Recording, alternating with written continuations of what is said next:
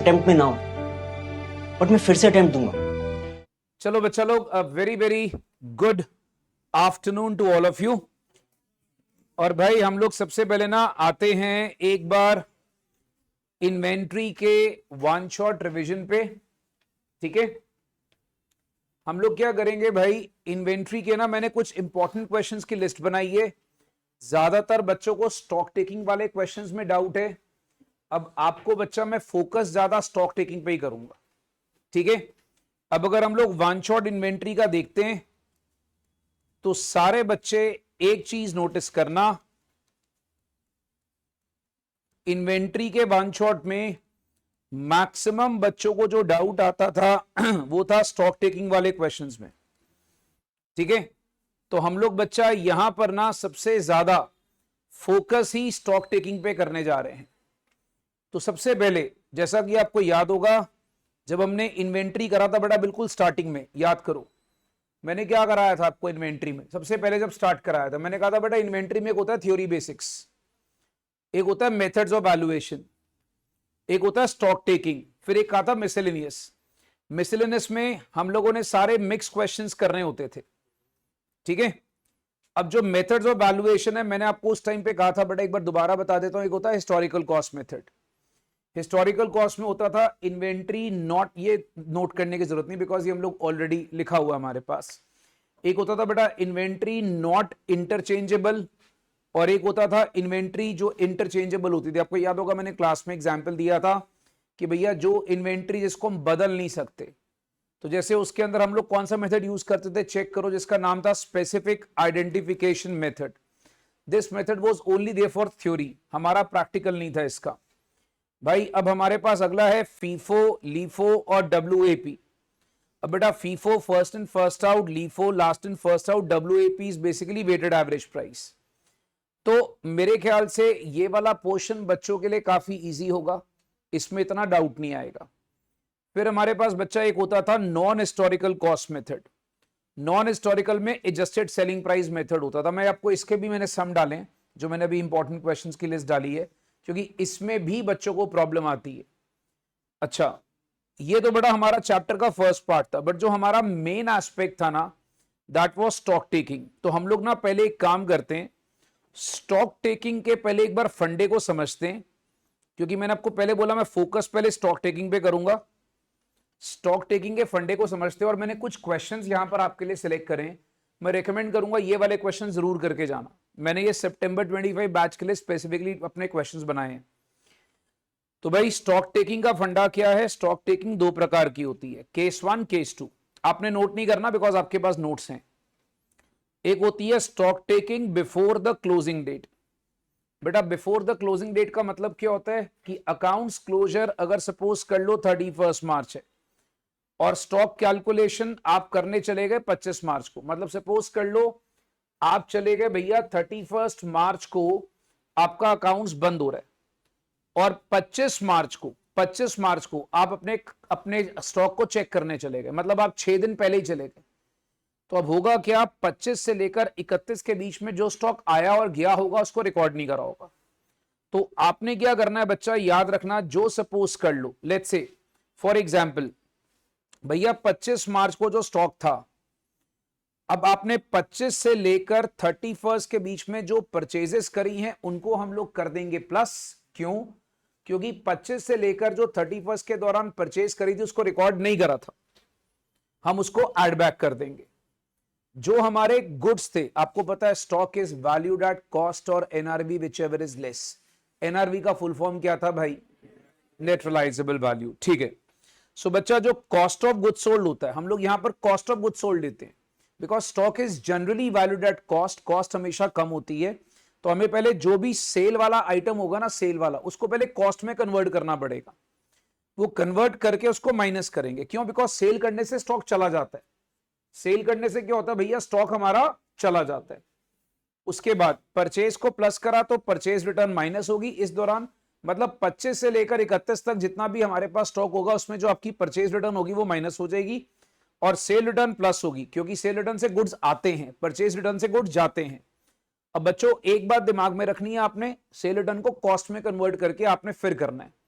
फिर जाकर ये 31 मार्च का करेक्ट स्टॉक आएगा। तो मेन फंडा आपको याद रखना है। अच्छा, फिर अगर सपोज कर लो आपके पास आता है आफ्टर द क्लोजिंग डेट, मुद्दा क्या है बेटा, मान लो 31 मार्च को आपका अकाउंट्स क्लोजिंग है, 7 अप्रैल को आप 7 दिन के बाद जा रहे हो स्टॉक टेकिंग करने, तो उस केस में आपने सारे फॉर्मूला को रिवर्स करना है। फॉर्मूला रिवर्स करना मतलब परचेज पहले प्लस करी थी, अब आप माइनस कर दोगे, कॉस्ट ऑफ गुड्स सोल्ड पहले माइनस करा था, अब आप इसको प्लस कर दोगे, क्योंकि ये जो स्टॉक है ये आपने करा होगा बेटा 1 अप्रैल से लेकर 7 अप्रैल के बीच में, ठीक है। फिर जो परचेज रिटर्न है बेटा ये आपने प्लस कर देनी है, सेल रिटर्न आपने इसमें से माइनस कर देनी है, और आपके पास अल्टीमेटली स्टॉक आ जाएगा 31 मार्च का। बच्चों ये कहानी क्लियर है, ठीक है। तो इसमें रिवर्स चलना है, उसमें हम लोग पहले वाले में परचेज प्लस, इसमें परचेज माइनस, उसमें सेल माइनस, इसमें सेल प्लस, उसमें परचेज रिटर्न माइनस, इसमें प्लस, उल्टा चलते हैं। बस खाली ये दो चीजें दिमाग में रख लो, आपको दिक्कत नहीं आएगी, ठीक है। मैं ये असाइनमेंट अभी आपके बैच में डलवा दूंगा, इसको जरूर सॉल्व कर लेना। चलिए हम एक काम करते हैं बेटा, हम ना पहले कुछ क्वेश्चंस करते हैं अपने पास, ये जो इंपॉर्टेंट क्वेश्चन में रखे हैं सितंबर 25 के लिए। देखो इसमें ना मैंने आपको इसका जो असाइनमेंट है ये जो बनाई है आपके लिए ये, और इसकी प्रॉपर आंसर की भी मैंने बनाई है, इसकी आंसर की भी आपके बैच में डलवा दूंगा, क्योंकि मैं आपको बताता हूं, मैंने क्वेश्चन 1 कराना है, क्वेश्चन 2 आपने खुद करना है, क्योंकि दोनों सेम है, खाली फिगर्स में चेंज है, ठीक है। इस तरीके से हम लोग क्वेश्चन करेंगे। देखो क्या लिखा है, आपने इन्वेंट्री की वैल्यू, कॉपी निकाल लेना बेटा, आपने इन्वेंट्री की वैल्यू निकालनी है। अब आप नोटिस करो, आपको इन्वेंट्री की वैल्यू चाहिए 31 मार्च 25 को। आपने बच्चा इन्वेंट्री की जो वैल्यू है अप्रैल 24 में 10,50,000 थी, परचेजेस आपके पास था, सेल्स आपके पास थी, ठीक है, मैन्युफैक्चरिंग एक्सपेंस था। आपको पता है मैन्युफैक्चरिंग एक्सपेंस डायरेक्ट होता है और सेलिंग एंड डिस्ट्रीब्यूशन इनडायरेक्ट होता है। I think everyone knows direct expense हम लोग कंसिडर करते हैं और इनडायरेक्ट कंसिडर नहीं करते हैं। एडमिनिस्ट्रेशन एक्सपेंस भी बच्चा हमारे पास क्या होता है, इनडायरेक्ट। चलो फिर बोलते हैं इन्वेंट्री की वैल्यूएशन में 31 मार्च 24 को जब हम लोग उसकी वैल्यूएशन कर रहे थे, मतलब ओपनिंग वाले टाइम पे, एक 60,000 का अमाउंट राइट ऑफ करा एक पर्टिकुलर आइटम से। मतलब इसको हम लोगों ने बेटा क्या करना था बच्चा, अब नॉर्मल इन्वेंट्री थी, इसको हमने राइट ऑफ करना था। अच्छा, which was actually originally purchase for 165। मतलब एक्चुअली में अगर आप नोटिस करते हो इस 1050 में ना बेसिकली मैंने वहां पर क्या करा हुआ है, 165 का एक स्टॉक इंक्लूड करा था, उसमें से 60,000 वाला स्टॉक जो था ना उसको मेरे को राइट ऑफ करना था। लैंग्वेज समझ लेना बेटा पहले।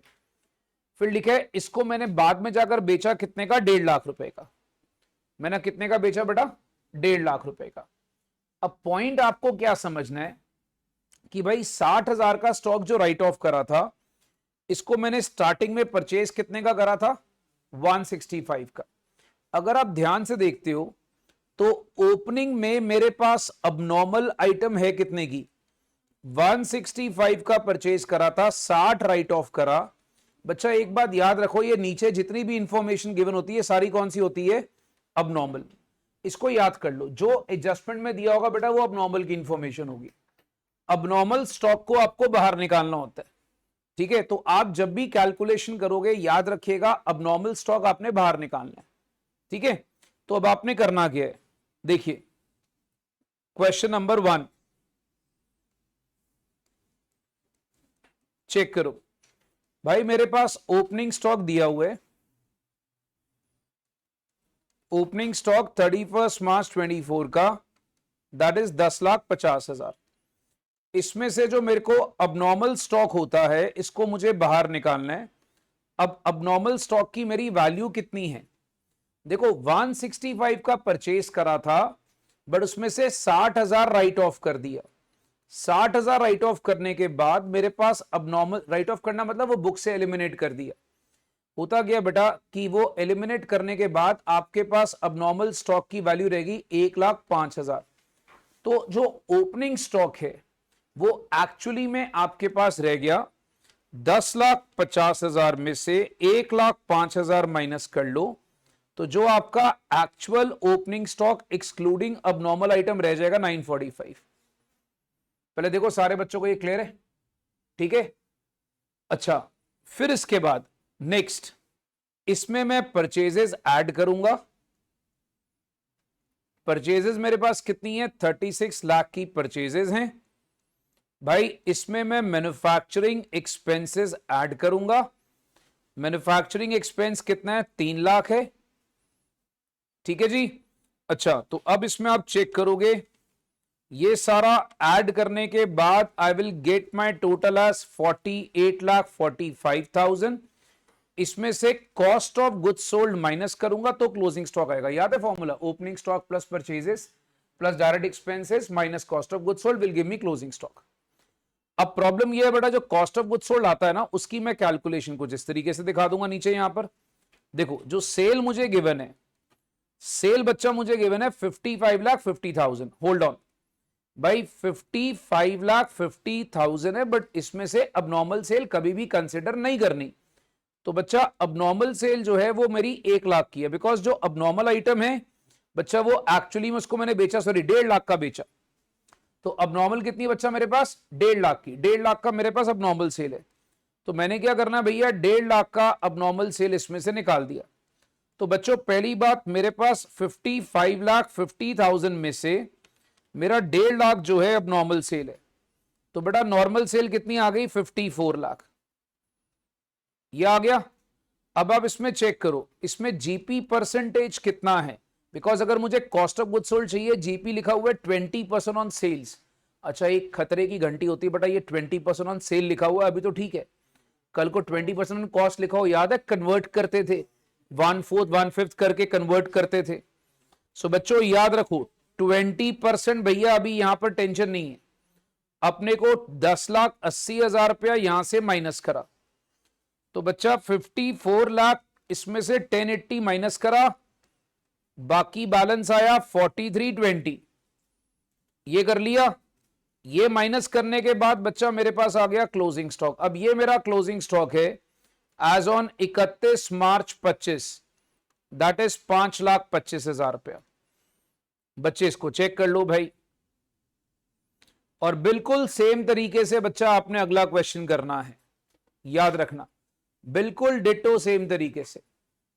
हाँ जी, इसमें बेटा ऑनलाइन या ऑफलाइन किसी बच्चे को डाउट है तो बताओ, एनीवन हैज अ डाउट? अच्छा, अब आपको एक बात बताता हूं, मैक्सिमम आप देखोगे एग्जाम में ना ये 2-3 तरीके के क्वेश्चन ही ज्यादा आते हैं स्टॉक टेकिंग वाले फंडे से। ये हटा रहा हूं बच्चा। सेकंड क्वेश्चन बिल्कुल सेम है। क्वेश्चन 3 बेटा आपको मैं करा रहा हूं।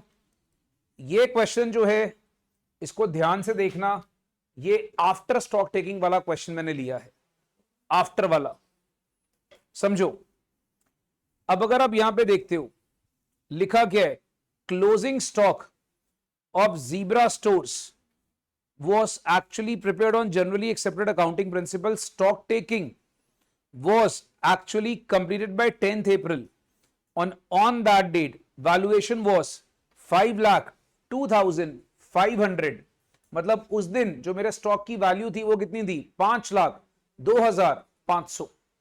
अब बच्चे इसमें चेक करो भाई, क्वेश्चन नंबर 3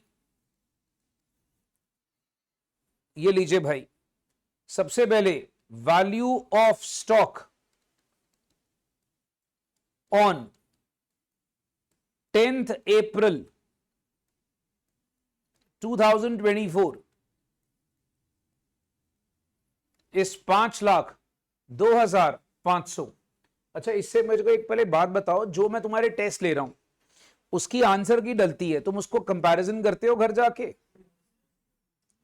ठीक है, मैं तुम्हारे बड़ा नेक्स्ट वीक तक सारे चेक करवा दूंगा टेस्ट सारे के सारे, तो मेक श्योर उसको आंसर की आज का टेस्ट तो अगर बच्चों ने देखा होगा सारा आईसीएम बुक से था, अगर बच्चों ने आईसीएम बुक पढ़ी होगी तो। बहुत सारे बच्चे क्या कर रहे हैं मैं देखता हूं, मैं आपको बताता हूं बहुत सारे बच्चे सिर्फ आईसीएम बुक पढ़ के जा रहे हो। तो आज का टेस्ट बेटा मैंने जानबूझ के क्या करा, वार्निंग सिग्नल डाला, क्योंकि ICM book consist of previous year papers, वो करने बहुत जरूरी है। सिंगल एंट्री का क्वेश्चन उसमें देखो, क्लास में कराया था मैंने, और वो वैसा क्वेश्चन आईसीए बुक में है ही नहीं। बट पेपर में आया हुआ है, आप समझ रहे बेटा, जिसमें वो परचेजेस और सेल्स निकालनी थी। अब बच्चे अगर चेक करोगे तो सिंगल एंट्री का जो क्वेश्चन था वो सेम क्वेश्चन क्लास में डिस्कस हुआ आईसीएम बुक से, और आप लोगों ने मुझे डाउट दिया था। मतलब ये टेस्ट बेटा मैंने आपको बताता हूं, मैंने जानबूझ के वार्निंग सिग्नल डाला because entire test was actually same question was there from ICM book. कि जो बच्चा, मैंने पहले भी स्टार्टिंग में बोला है, सिर्फ आईसीएम बुक करने से काम चलता होता तो बेटा मैं अपनी बुक लगवाता ही ना, राइट? तो आपको दोनों को पैरेलल लेके चलना है, ये बात दिमाग में रखिएगा, दोनों को बेटा पैरेलल लेके चलना है। चलिए हम स्टार्ट करते हैं भाई। वैल्यू ऑफ स्टॉक अगर आप देखोगे 5,02,500 है, राइट? अच्छा, अब अगर आप इसमें चेक करते हो, आगे बढ़िए। At the end of accounting year till the date of completion of stock taking, sales for the next year was 20,625। मतलब आपको याद होगा इसमें हम लोग cost of goods sold add करते थे, बट सेल्स आपको दी हुई है 20,625। Profit margin is 33.3% on cost, that means 1/3 of cost, 1/3 of cost is 1/4 of sales. तो सबसे पहले मेरे को करना क्या है बेटा, मेरे को यहां पर कॉस्ट ऑफ गुड्स सोल्ड, ठीक है, बिटवीन 31 मार्च, बेटा एब्रीविएशन एग्जाम में मत यूज करना, 31 मार्च से लेकर 10th अप्रैल तक जो कॉस्ट ऑफ गुड्स सोल्ड है उसको प्लस करना है। 20,625 में से आपने 1/4 ऑफ 20,625 माइनस कर लेना है, बिकॉज मुझे कॉस्ट ऑफ गुड्स सोल्ड निकालना है। सो 20,625 का बेसिकली आपने 3/4 करना है बच्चा, तो ये फिगर आती है 15,468.75। मैं इसको ले रहा हूं राउंड ऑफ करके 15,469, 15,469, इसको 9 ले लिया बेटा, राउंड ऑफ कर लिया। अच्छा आगे पढ़ो। Purchases for the next year included 27,000, hold on, but at a trade discount of 10%। तो हमने क्या करना है भाई, जो परचेज आपने इंक्लूड करा है that is 27,000 less 10% trade discount. तो बच्चा परचेजेस कितनी आ गई, 24,300, ये परचेज आ गई। अब अगला पॉइंट बहुत अच्छा है, ध्यान से सुनना। क्या लिखता है आपको पता है ना, ट्रेड डिस्काउंट बुक्स में शो नहीं करते, सीधा माइनस कर देते हैं। गुड्स को हमने स्टॉक में ऐड करा, मार्कअप प्राइस पे 900 था वो सेल रिटर्न का। एक minute, markup price, cell return, cell return आपको पता है माइनस करते हैं, अभी मैंने आपको फॉर्मेट में बताया। तो हमने यहां पर बच्चा क्या करना है, सेल रिटर्न को माइनस करना है, बट सेल रिटर्न को क्या लेना है, कॉस्ट पे। तो markup price is actually selling price, तो आपको 1/4 ऑफ 900 इसमें से माइनस करना है। सारे बच्चे चेक कर लेना बेटा, 900 का 1/4, तो ये जब आप माइनस करते हो 675। यार मेरे ख्याल बच्चों को ये तो पता लग रहा है माइनस क्या करना है, प्लस क्या करना है, ठीक है। अच्छा next, after stock taking it was found that there was certain very old slow moving items. What is old slow moving items, that is abnormal items, ठीक है, पुरानी आइटम्स हैं जिसकी कॉस्ट 3375 थी, which should be taken at 1575। बेटा अब एक बात दिमाग में रखो, उसकी कॉस्ट कितनी थी, 3375, उसको कितने पे लेना चाहिए था, 1575। एक minute, to ensure disposal to interested customer. अब मैं आपको याद कराता हूं, 3375 की चीज को 1575 करना है, तो नुकसान नहीं हो गया, कितना नुकसान हो गया, 3375 माइनस 1575, भैया नुकसान हो गया 1800 रुपए का। That is called as loss on revaluation of abnormal items. तो इस नुकसान को माइनस करेंगे, इसको क्या बोलते हैं, लॉस ऑन रिवैल्यूएशन।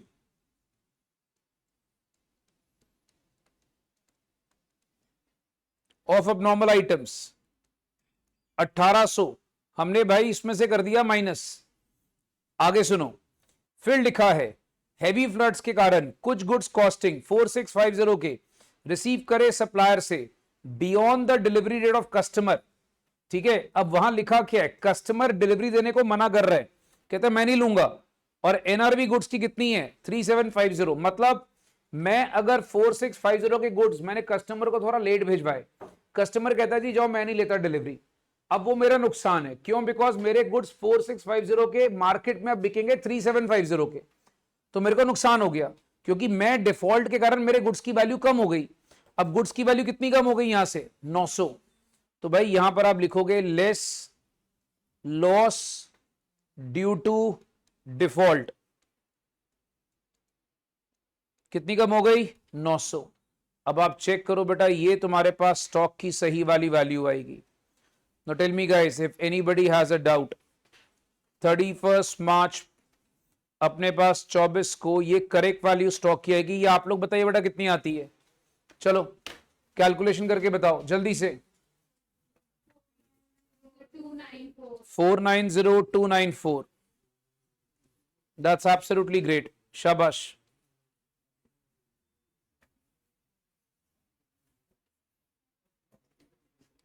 अच्छा भाई मुझे पहले बताइए बेटा, ये वाला क्वेश्चन क्लियर है सारे बच्चों को? ठीक है, आगे सुनो बेटा, एक ये वाला सिंपल क्वेश्चन मैंने डाला है, ये प्रैक्टिस जरूर करना। ये क्वेश्चन बेटा WAP से करना है, ठीक है? बट जो इसका बी पार्ट है ना, ये मैं कराऊंगा। क्यों? आपको मैंने भी ऊपर एक बताया था, एक होता है एडजस्टेड सेलिंग प्राइस मेथड। ये क्या होता है? छोटा मेथड है, बड़े में भूल जाता है कि एडजस्टेड सेलिंग प्राइस को करना कैसे। तो भाई just to explain you the adjusted selling price, मैं आपको ये वाला पार्ट करा रहा हूं, ध्यान से सुनना। अब आपको बोलता है आपको हिस्टोरिकल कॉस्ट निकालनी है क्लोजिंग इन्वेंट्रीज की, मेथड कौन सा यूज करना है? Adjusted selling price. बहुत सिंपल है। प्रॉब्लम ये होती है बेटा, क्लोजिंग स्टॉक ना आपको सेलिंग प्राइस पे दिया हुआ है, आपको इसको किसी तरीके से कॉस्ट पे लाना है, बट कॉस्ट पे लाना उसका जीपी परसेंटेज नहीं है क्वेश्चन में। पॉइंट को समझो, there is no GP percentage, so we have to compute the GP percentage. हम कैसे कैलकुलेट करेंगे? ध्यान से देखिएगा। देखो क्वेश्चन में ना ओपनिंग इन्वेंट्री नहीं है, सेल्स आपको 15 लाख लिखी है, परचेज आपको 10 लाख लिखी हुई है, राइट? बट एक प्रॉब्लम है बेटा, क्लोजिंग इन्वेंट्री आपको 2 लाख लिखी हुई है क्वेश्चन में, ठीक है? तो आपको पहले इसका जीपी परसेंटेज निकालना है। तो बच्चा क्वेश्चन के 4 के बी पार्ट को पहले चेक करो। देखो जो सेलिंग प्राइस गिवन है वो आपको लिखा हुआ है सेल प्राइस 15 लाख। इसमें से अगर मैं देखूं बेटा, इसमें अगर मैं चेक करूं, साथ में जो क्लोजिंग स्टॉक है मेरे पास वो कितना आ गया 2 लाख। तो कहने का मतलब, प्लीज चेक करना बेटा, selling price of total goods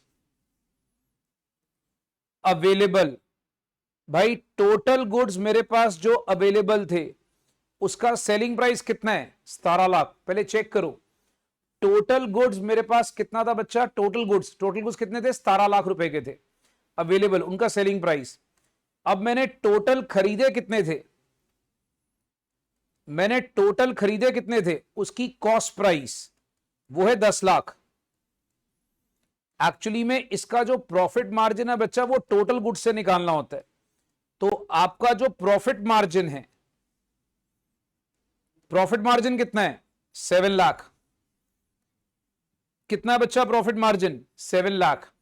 अब आप याद करो, इसको मैं स्टेप्स में मैंने पहले कराया था, स्टेप्स के अंदर। फिर हमें जब जीपी परसेंटेज निकालना है तो profit margin 7 lakh, total goods available for sale is 17 lakh into 100। पहले मुझे इसका प्रॉफिट मार्जिन टोटल गुड्स से देखना है, बस खाली यही इसमें पॉइंट है बेटा, टोटल गुड्स से प्रॉफिट मार्जिन देखना है। इसका टोटल प्रॉफिट मार्जिन आता है 41.1764 आता है, 41.18% कर लेते हैं। ये प्रॉफिट मार्जिन निकालना सबसे ज्यादा जरूरी है, ये निकाल लो फिर कभी दिक्कत नहीं आती, ये निकाल लोगे। अब आप मुझे बताओ क्लोजिंग स्टॉक सेलिंग प्राइस पे 2 लाख है, इसमें से आप एक काम करो, प्रॉफिट माइनस कर दो 41.18% ऑफ 2 लाख, तो आपके पास अपने आप closing stock at historical cost आ जाएगा। Closing stock at historical cost. अब आप चेक करोगे 2 लाख का 41.18%, दिस इज 82360, ये माइनस कर लिया तो closing stock at historical cost, इसको माइनस करने के बाद 117640। बताओ मुझे बेटा, किसी बच्चे को डाउट?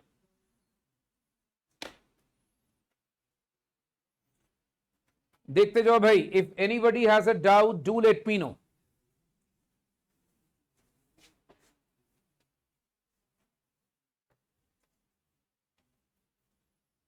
अब ये एडजस्टेड सेलिंग प्राइस भी याद आ गया, ठीक है।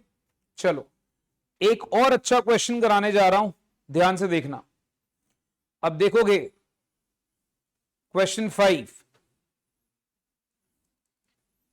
ये समझना बेटा, ये भी मैंने आपके लिए जो क्वेश्चन लिया है बेटा, ये आफ्टर स्टॉक टेकिंग वाला लिया है, राइट। ये आप देखोगे तो आपके पास ये क्वेश्चन के अंदर अच्छी बात क्या है, पहले समझना। आपको लिखा है ट्रेडर अपने अकाउंट्स बनाता है और अनअवॉइडेबल रीजन की वजह से कोई भी स्टॉक टेकिंग पॉसिबल नहीं है टिल 15 अप्रैल, ठीक है। 15 अप्रैल तक भाई कोई स्टॉक टेकिंग पॉसिबल नहीं है। बोलता जो टोटल कॉस्ट ऑफ गुड्स है गोडाउन में वो आपका 50,000 है, मतलब आपके पास 15 तारीख को जो गोडाउन में स्टॉक था 50,000 था। अच्छा कौन सा केस है, आफ्टर की बिफोर? आफ्टर वाला केस है। पहले बच्चों को समझ में आना चाहिए आफ्टर वाला केस है।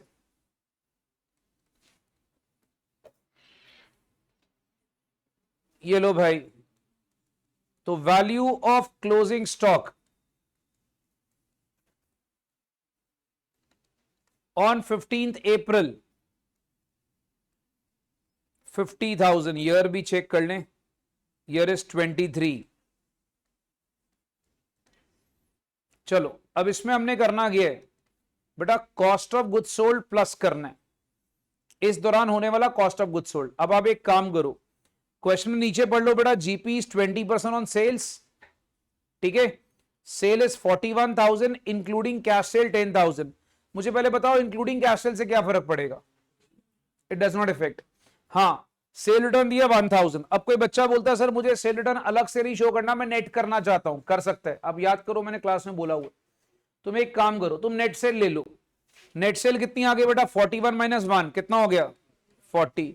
तो बेटा अगर मैं कॉस्ट ऑफ गुड्स सोल्ड को नेट करना चाहता हूं, मैं कर सकता हूं। 40 मेरी सेलिंग प्राइस है, डन। 20% बेटा उसका जीपी मार्जिन आ गया, तो आपका कॉस्ट ऑफ गुड्स सोल्ड कितना आ गया, 32, सीधा, राइट। अब मैंने ये क्वेश्चन क्यों डाला आपको रीजन बताता हूं। मेजॉरिटी बच्चे बेटा इसमें ना दुखी होते हैं, आपके पास बाकी तो सारे पॉइंट ठीक है, आप दुखी होते हो अप्रूवल वाले बेसिस पे, राइट। अब सुनो, 15 मार्च को गुड्स 10,000 के थे, सेंड करे सेल और रिटर्न बेसिस पे कस्टमर को, अप्रूवल का पीरियड है 4 हफ्ते का।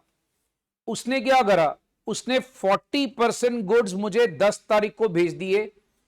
1 मिनट भाई जरा पहले समझो, उसने क्या करा भैया, 10,000 के गुड्स थे, उसमें से 40% उसने तो मुझे रिटर्न कर दिया 10 तारीख को।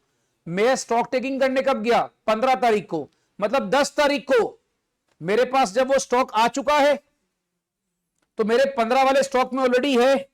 चलो ठीक है, अब सुनो, कस्टमर की बिलिंग हुई है 16 तारीख को, मतलब जो बाकी 6,000 का स्टॉक है, ये 6,000 का वो स्टॉक है which is still lying with customer. बच्चों मेरी बात समझ में आ रही है? 6,000 का वो स्टॉक है which is still lying with customer, वो मेरा स्टॉक है which is still lying with customer, that is my stock. Cost of goods send on approval basis, lying with customer, उसकी सेलिंग प्राइस कितनी है, 6,000 रुपया, उसको मैं अपने स्टॉक में ऐड करूंगा। 1 मिनट रुको, अब जब मैं उसको करूंगा ऐसे लिखूंगा, cost of goods send on approval lying with customer 6,000। भाई साहब 6,000 का मैं सीधा 80% कर दूं कॉस्ट निकालने के लिए। बताओ 80% क्यों करा, समझ में आया? 20% भैया उसका क्या है, जीपी, तो 80% भैया मेरे पास क्या हो गया, उसका मार्जिन ऑफ कॉस्ट। सो बच्चा ये 4,800 मैंने इसमें प्लस कर लिया। चलो अब सुनना भाई, इसके बाद कहता है यार मेरे पास ना परचेजेस थी, परचेजेस कितनी थी, 5034 की, इंक्लूडिंग कैश परचेज से कोई फर्क नहीं पड़ता। याद रखो कोई फर्क नहीं पड़ता। तो बेटा पहली बात परचेजेस मेरे को यहां पर क्या करनी है, माइनस कर देनी है। परचेजेस कितनी आ गई बेटा, 5034 की मेरी माइनस हो गई। चलो नेक्स्ट, अब लास्ट पॉइंट सुनो। ट्रेडर को गुड्स मिले थे 8000 के for sale on consignment basis. Consignment याद है मैंने क्या बोला था, मैं एजेंट हूं, मुझे किसी ने गुड्स सेंड करे कंसाइनमेंट बेसिस पे। याद रखना 8000 के गुड्स उसने मुझे भेजे हैं। अब एक बात दिमाग में रखना, ट्रेडर मतलब मैं ट्रेडर हूं, ये देखो मैं ट्रेडर हूं, मेरे को गुड्स मिले, 20% जो गुड्स थे वो मैंने बेच दिए 31 मार्च तक। एक मिनट भाई, 20% बिक गए मतलब काम खत्म, मेरे तो गुड्स है ही नहीं। फिर 50% मैंने 15 तारीख तक बेच दिए, मतलब वो भी स्टॉक से चला गया। अब मेरे स्टॉक के अंदर याद रखो 30% गुड्स वो पड़े हुए हैं जो मेरे है ही नहीं एक्चुअली में। बेटा बात समझ में आ रही है? कंसाइनमेंट का मतलब होता है बेटा सामने वाले ने मुझे गुड्स भेजे। अच्छा एक चीज और है इसमें ना, थोड़ा लैंग्वेज पढ़ लेना। एक होता है अगर आपने किसी को भेजे तो गुड्स के मालिक आप हो। सपोज कर लो मैंने इसको भेजे होते तो गुड्स के मालिक मैं था, तो मैं 30% वाला स्टॉक जो बच जाता उसको अपने स्टॉक में प्लस करता। मैं कहता बेटा goods lying with consignee, it is my stock. But अब यहां पर मैं कंसाइनी हूं तो that is not my goods, इसलिए मैं इसको माइनस कर रहा हूं। Is this clear? ठीक है जी, ये बात दिमाग में रखना। अब ये मेरे गुड्स नहीं है 30%, तो मैंने क्या करना है बेटा, इसको पढ़ना, ये कॉस्ट ही है। हाँ जी कॉस्ट ही है, टेंशन नहीं है। तो मैं क्या करूंगा भाई, मैं लिखूंगा गुड्स बिलोंग्स टू कंसाइनर, कितना 8000 का 30%, वो मेरा है ही नहीं 2400। ये लो बेटा कंसाइनमेंट वाला पॉइंट भी कवर कर दिया तुम्हें। मैक्सिमम 2-3 पॉइंट्स ही होते बेटा इसके अंदर। ये करना, आंसर कितना आया? हाँ जी 84,166।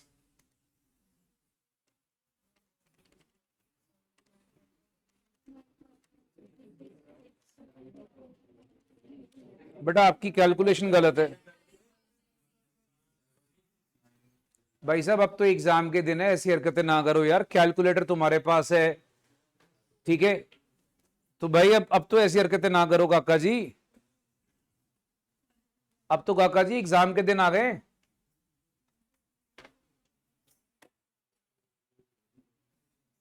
चलो एक काम करो बेटा, अब तुम लोग ना ये 6 क्वेश्चन देख रहे हो, ठीक है? ये 7 तो बेटा बहुत इजी वाला टाइप है, तुम बोलोगे तो मैं दोनों करा दूंगा, पर मैं चाहता हूं पहले 6 क्वेश्चन जो है ना मेरे साथ ये देखो। 7 में तुमसे क्लास में ट्राई करवाता हूं। 6 क्वेश्चन बड़ा प्यारा क्वेश्चन है, देखो। आता है बेटा 6 क्वेश्चन आता है बच्चों को? ओके भाई साहब, सारे बच्चे ना इस क्वेश्चन पे फोकस करना। पूरी असाइनमेंट का सबसे अच्छा क्वेश्चन यही है, ठीक है? ध्यान से देखो, है इजी, बस खाली समझना है। सनशाइन लिमिटेड, ठीक है, keeps no stock record but a physical inventory of stock is made. आपको बोला at the end of each quarter, और स्टॉक की वैल्यूएशन हम कॉस्ट पे करते हैं। कंपनी का अकाउंटिंग ईयर 31 मार्च को एंड होता है। कहता भैया उनके अकाउंट्स हम बनाते हैं, स्टॉक वैल्यूएशन 31 मार्च 24 की है। However misleading and you have been advise to value closing stock 31 March 24 को। मतलब कुछ स्टॉक में गड़बड़ है और आपको उसको सही करना है। अब यहां प्रॉब्लम क्या है, 31 दिसंबर 2023 को इन्वेंट्री की वैल्यू कितनी है? 80,000। चलो जी, सबसे पहले आओ भाई इस पॉइंट को समझना। अच्छा इस क्वेश्चन में ना मैं आपको पहले एक चीज क्लेरिफाई करता हूं। इसमें ना आपके पास जो मेजर फंडा लिखा है कि स्टॉक में गलती है, कोई कैलकुलेशन में गलती है, तो जो स्टॉक आपको लिखा हुआ है 31 दिसंबर 2023 को, यह आपको दिया हुआ है 80,000 रुपए का। अच्छा एक एक करके पढ़ना शुरू करते हैं। देखो अब यहां पर 31 दिसंबर को कहता है स्टॉक शोड फॉलोइंग डिस्क्रिपेंसीज, गलतियां, मिस्टेक्स। अब page total of 5,000 has been carried to summary sheet as 6,000. This is overcasting of stock. Overcasting of stock is to be rectified. Now it will be decreased by 1,000, right? So पहला काम हमने क्या करना है भैया, overcasting को आपने 1000 से माइनस कर देना है। यहां पर ना थोड़ा लॉजिक लगेगा, यहां पर वो फॉर्मूले वाला चक्कर नहीं है, क्योंकि ये गलतियां हैं स्टॉक में जो मुझे ठीक करनी है। ठीक है, अब चेक करो, फिर लिखे a total of page has been undercast by 200। भैया आपने क्या करा, स्टॉक के टोटल को अंडरकास्ट कर दिया 200 से, तो ठीक करने के लिए बढ़ा दो। तो बेटा आपने क्या करना है भैया, अंडरकास्टिंग है, अंडरकास्टिंग में 200 से इसको प्लस कर दो, कर दिया। चलो नेक्स्ट आ जाओ भाई, अब आपके पास थर्ड पॉइंट समझना, invoice of purchases entered in purchase book during the quarter from January to March, total 70,000। अर्थात मैंने पिछले पूरे क्वार्टर में जनवरी से लेकर मार्च में मैंने 70,000 की चीजें परचेज करी थी, करी। इसमें से 3,000 की जो वो चीजें थी जो मेरी दिसंबर 2023 के पहले की थी। एक मिनट बेटा, याद रखना तुम्हारे अकाउंट्स का जो डेटा तुम्हें गिवन है वो दिसंबर 2023 का ही है। बोलते हैं 3,000 की वो चीजें थी जो दिसंबर 2023 के पहले की थी। इनवॉइस अप्रैल में जब एंटर करा, उसमें बोला गुड्स आए थे मार्च में, उसका टोटल था 4,000 रुपया। अब पहले आपको पॉइंट समझना है भाई। पहली बात, जब आप मेरे को एक बात बताओ, आपने यहां पर स्टॉक टेकिंग करने चले गए दिसंबर में, ठीक है, और आपको बोलता है भैया जो कंपनी का ईयर है वो एंड कब होता है, 31 मार्च। तो बेटा इस क्वार्टर के दौरान की गई परचेजेस ऐड करनी होती है। पहले बताओ ये क्लियर है? अगर एक हिसाब से आप दिमाग लगाओ तो ये बिफोर स्टॉक टेकिंग वाला पॉइंट है। बिफोर कैसे, मैं दिसंबर का स्टॉक लेके बैठा हूं, जबकि मुझे स्टॉक करना कब है, किसका कैलकुलेट करना है, 31 मार्च का। तो मैं दिसंबर में चला गया स्टॉक टेकिंग करने, कहने का मतलब थोड़ा बिफोर वाला पॉइंट हो गया, और बिफोर वाले में परचेजेस को ऐड करते हैं। ठीक है, अब मैंने परचेज ऐड करनी, बट एक मिनट रुको रुको, जरा ध्यान से मेरी बात सुनना भैया। जनवरी से लेकर मार्च तक की परचेजेस है 70,000, पहले यहां पर कैलकुलेशन करते रफ में। इसमें से 3,000 जो है वो दिसंबर के पहले किया, तो मतलब वो ऑलरेडी इंक्लूडेड है। भेजे में बात जा रही है, 3,000 की ऑलरेडी इंक्लूडेड है। तो अब एक काम करो, इसको निकाल दो, निकाल दिया। बट मुझे एक बात बताओ, जो मेरा मार्च में मुझे 4,000 आया वो तो नहीं मैंने दिसंबर में इंक्लूड करा हुआ। मार्च मतलब अगला साल, डेट चेक कर लेना बेटा, दिसंबर 2023 है, मार्च 2024 है। तो बेटा मेरे को ये 4,000 रुपया ऐड करना पड़ेगा to find the correct value of the stock. So my correct value of purchases is actually 71,000 which has been done between January to March. So बच्चा लोग पहले मुझे ये बताइए, purchases done from January to March, the correct value is 71,000 added to the stock. Is this clear? यार मुझे study के लिए यस नहीं चाहिए, इज दिस क्लियर एवरीवन? हाँ बोलो बच्चा बोलो। 4,000 वाला फिर से बता दो। दोबारा सुन लो बच्चा, दोबारा सुन लो मेरे भाई। काका जी 70,000 का स्टॉक था, उसमें से 4,000 का जो स्टॉक था ना, मैंने उसका परचेज तो करा हुआ है। मेरे को मार्च में गुड्स आ गए, मार्च में गुड्स आ गए तो मेरे स्टॉक में ऐड होने चाहिए 31 मार्च को। बेशक उसका बिल कटा अप्रैल में, मैं मानता हूं बिल उसका कब कटा, अप्रैल में कटा, पर भैया मार्च में गुड्स मैंने ले लिए, तो 31 मार्च के स्टॉक में उसको ऐड करना चाहिए ना, तो नहीं करा हुआ, तो करूंगा, इसलिए 4,000 प्लस कर लिया।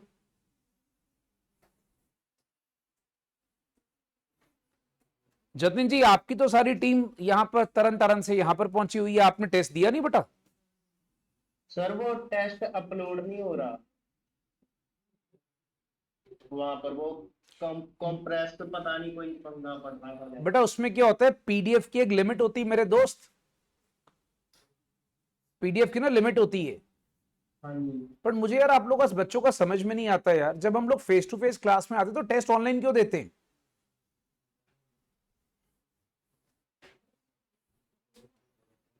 चलो कोई बात नहीं भाई, अब आगे सुनो। मैंने फिर वो चैट सेक्शन में सेंड कर दिया था। कोई बात नहीं बेटा, आप ना स्टाफ के नंबर पे सेंड कर देना, बाय चांस टेस्ट इधर उधर ना हो जाए। ठीक।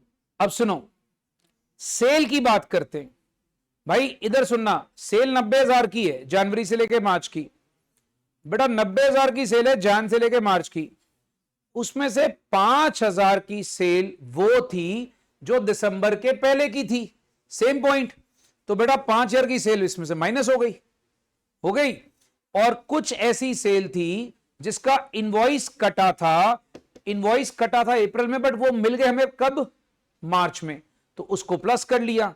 तो कल करा के भैया अगर आप नोटिस करोगे फिर से सेल कितनी हो गई? 89। बड़े 1 मिनट, ये चलना ही नहीं। 89 क्या है? ये तो सेलिंग प्राइस है। तो भैया यहां पर हम लोग क्या करेंगे, जो कॉस्ट ऑफ गुड्स सोल्ड है फ्रॉम जनवरी टू मार्च 89,000 है। 1 मिनट दोस्त, जरा जीपी परसेंटेज पे नजर मारो, वो लिखा है 25% ऑन कॉस्ट। लो जी, पंगा डाल गया। 1/4 of cost is equals to 1/5 of selling price. तो बच्चा यहां पर आपको क्या करना है, इसमें से 1/5 ऑफ 89,000 माइनस कर लीजिए। कितना बताना बच्चे जरा, 1 मिनट रुक जाओ, वो माइनस करके ये बताएगा। बताना सुनो। 71200। देखना ठीक बोल रहा बच्चा ये। चलो गुड, सुधर गया। अच्छा आगे सुनो बेटा, इसी तरीके से कहते हैं फाइनल क्वार्टर में क्रेडिट नोट। आई ला, क्रेडिट नोट क्या होता है भैया? Cell return. मैं बच्चों को एक बार फिर याद कराता हूं, डीपीसीएस। डीपीसीएस का फुल फॉर्म क्या था? Debit note for purchase return, credit note for sales return. हमेशा जिंदगी में याद रखो बेटा, डीपीसीएस। ठीक है। अब क्रेडिट नोट है मतलब सेल रिटर्न है, मतलब ये सेलिंग प्राइस है। तो भैया अब यहां पर जो है प्रॉब्लम ये है सेल रिटर्न। सेल रिटर्न को बच्चा हमें क्या करना है? प्लस करना पड़ेगा। तो अब यहां पर आपको करना क्या है? सेल रिटर्न को प्लस करना है।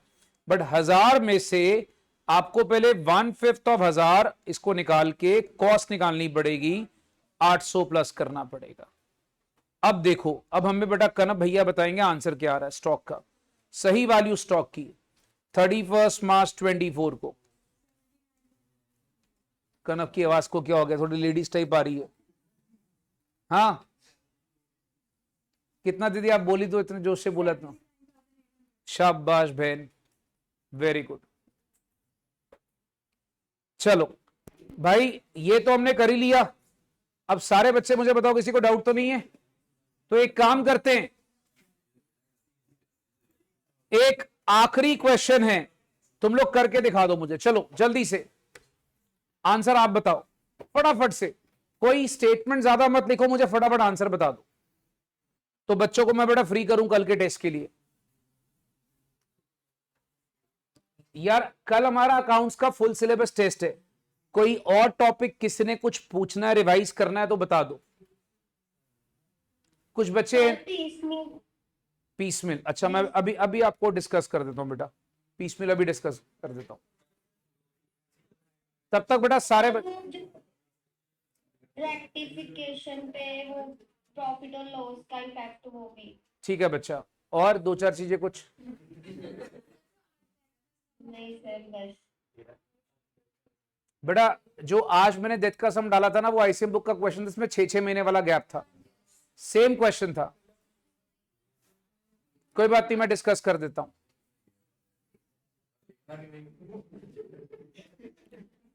आप पहले ये वाला क्वेश्चन करें।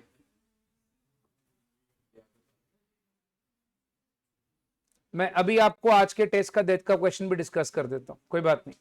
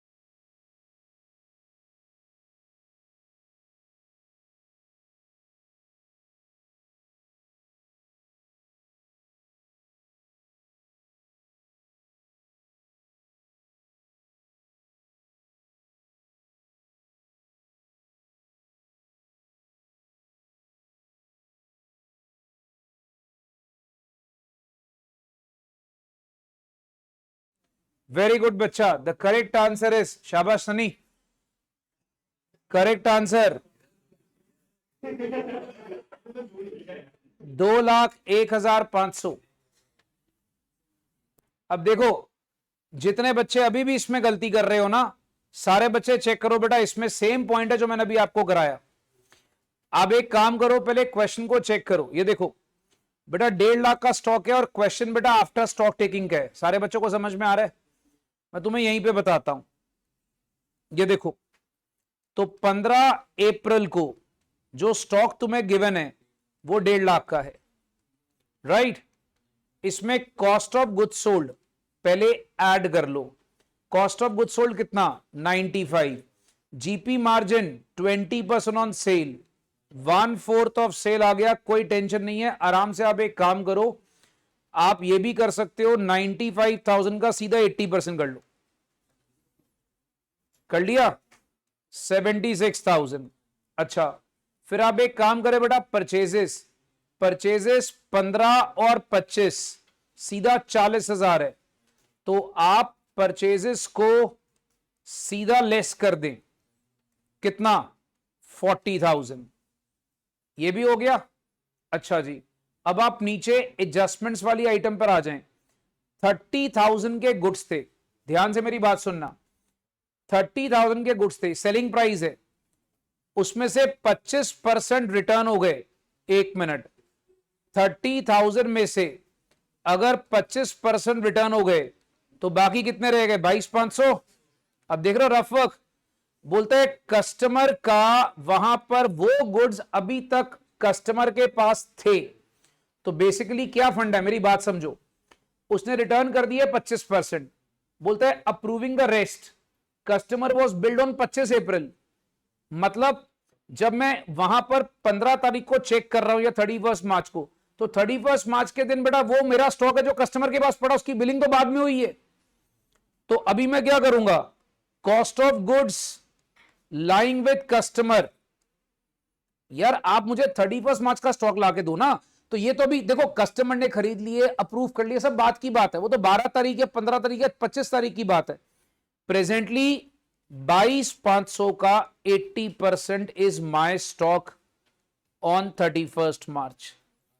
सो मैंने 18,000 इसका प्लस कर लेना है। फिर आगे देखो, मुझे गुड्स 10,000 के मिले कंसाइनमेंट बेसिस पे, वही कहानी है। 50% मैंने बेच दिए, 25% भी बेच दिए, तो बेटा 50-25 निकाल दो, कितना रह गया बाकी? 25%। तो बेटा 25% जो है वो मेरे गुड्स नहीं है, वो किसी और के गुड्स है जो मेरे पास पड़े हुए हैं। तो जो कंसाइनमेंट वाले गुड्स है बेटा 10,000 का 25%, that is not my stock, ये माइनस कर लो। अब आप देखो आपका आंसर आ जाएगा 2,01,500। बेटा क्या मिस्टेक क्या कर रहे थे मेरे भाई? कॉस्ट में कन्वर्ट नहीं करा होगा, बस बेटा यही जो छोटी छोटी मिस्टेक्स है ना भाई, सम उड़ा देती है आपका, यही स्मॉल मिस्टेक्स होती हैं। अब मुझे बताओ बेटा, ये छोटी सी क्लास लगाने के बाद इन्वेंट्री का फंडा क्लियर है सारे बच्चों को? किसी बच्चे को डाउट तो नहीं स्टॉक टेकिंग में? अब बेटा ये 6-7 क्वेश्चन अच्छे से कर जाना इन्वेंट्री के, राइट? ओके